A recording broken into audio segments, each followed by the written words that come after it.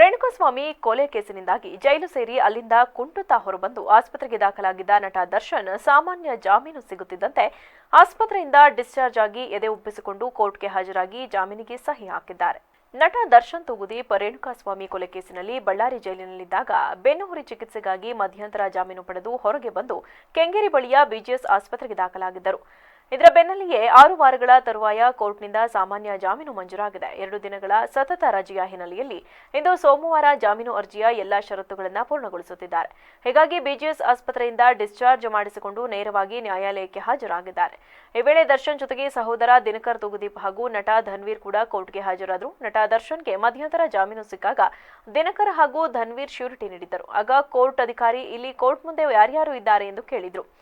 ಆಗ ಏಟು ದರ್ಶನ್ ಇದ್ದಾರೆ ಎಂದು ದರ್ಶನ್ ಪರ ವಕೀಲರ ಮಾಹಿತಿ ನೀಡಿದರು.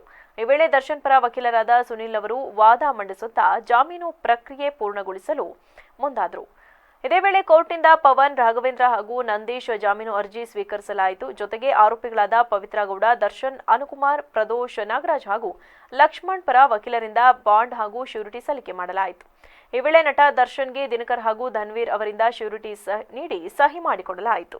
ಆಗ ನ್ಯಾಯಾಧೀಶರು ಆರೋಪಿ ಏನಾಗಬೇಕು ಎಂದು ಪ್ರಶ್ನೆ ಮಾಡಿದರು. ಆಗ ದಿನಕರ್ ಅವರು ಸಹೋದರ ಎಂದು ಮಾಹಿತಿ ನೀಡಿದರೆ ನಟ ಧನ್ವೀರ್ ಸ್ನೇಹಿತ ಎಂದು ಉತ್ತರಿಸಿದರು.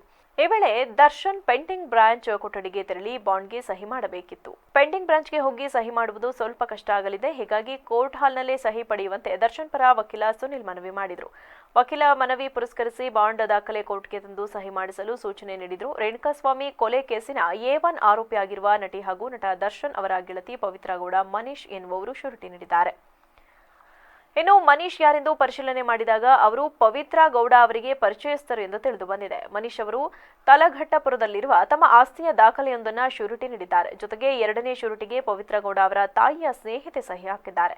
ಅವರು ತಮ್ಮ ಆಸ್ತಿಯನ್ನ ಶ್ಯೂರಿಟಿಯಾಗಿ ನೀಡಿ ಜಾಮೀನು ಅರ್ಜಿಗೆ ಸಹಿ ಹಾಕಿದ್ದಾರೆ.